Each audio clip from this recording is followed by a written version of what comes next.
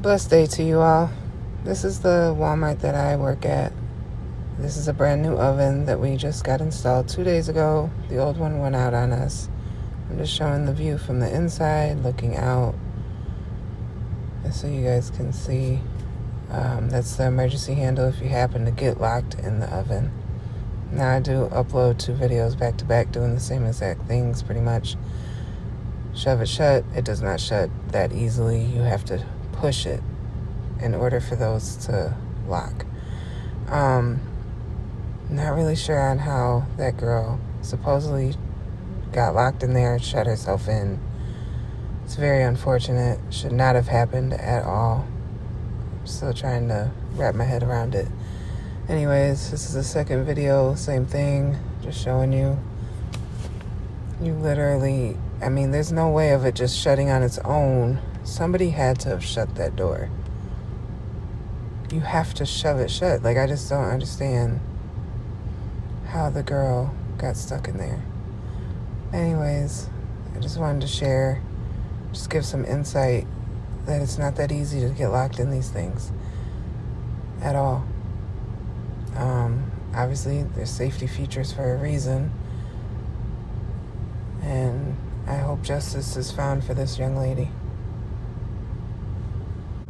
Okay, this is the first comment I could find in response to, is it easy to get out, or how would you get out if you got locked in? It is not easy. You have to push really hard.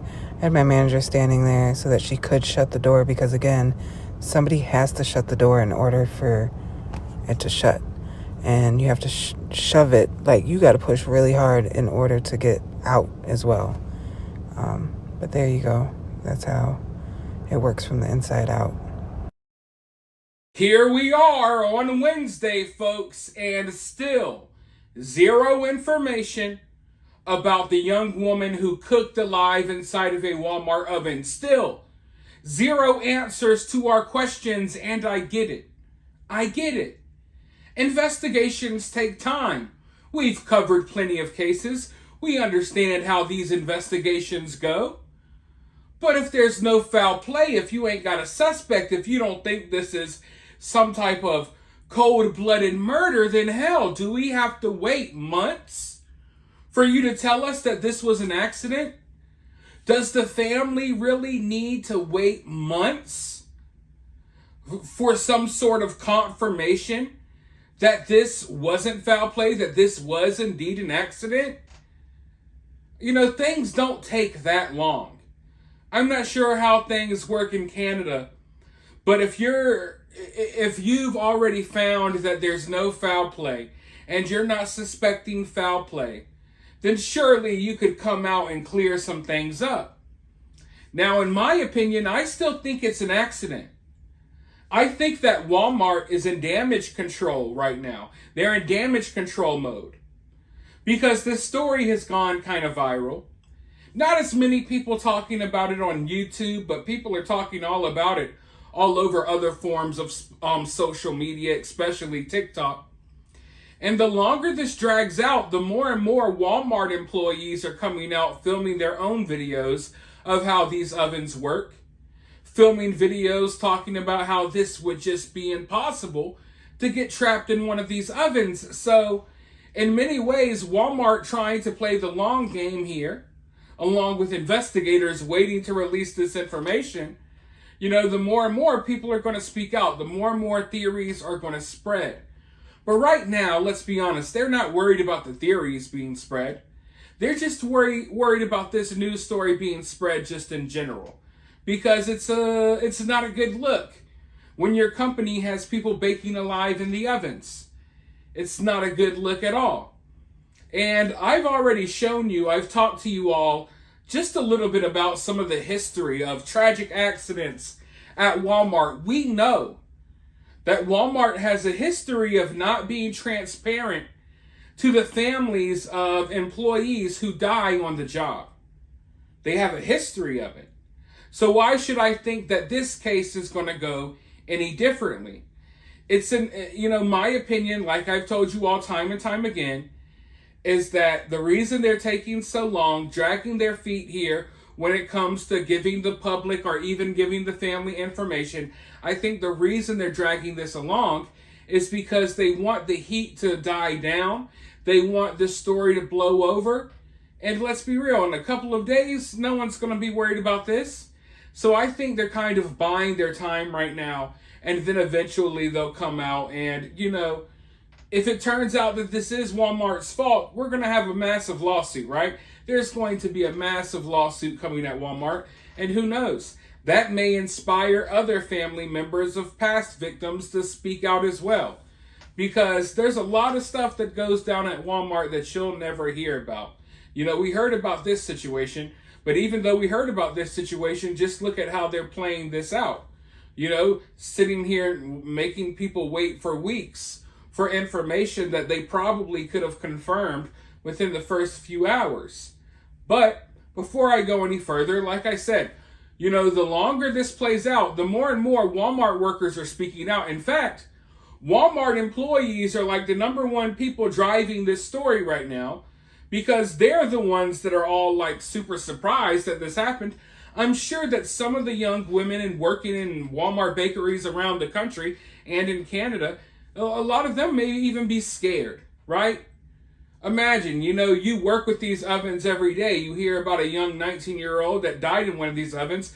Now you're thinking, you're kind of scared around these ovens. Or is an employee going to shove me in here and then Walmart cover up my death too? You know what I mean? So Walmart employees are the main ones that are keeping this story alive, and they're out here filming videos every day, doing demonstrations, showing you how these ovens work, showing you how hard it is to close the door, showing you how hard it is to lock yourself inside. And I have another one of those videos right here that I want to show you all, and then I want to give you some a crazy update to the story, let's just say that.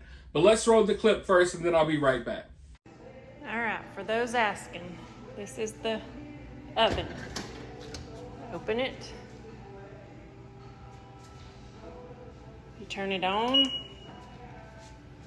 It doesn't start heating until the door closes. The door will not close on its own.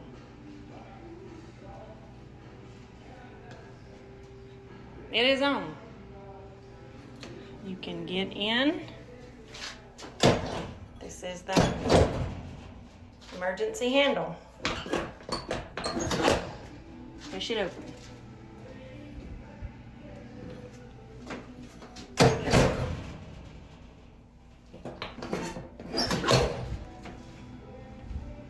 And you see, with the door open, it's still not heating.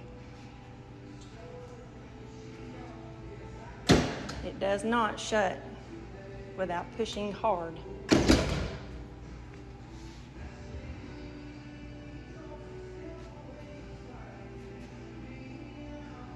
Okay, so as I was talking about at the beginning of this video, we still have 0 answers to our questions.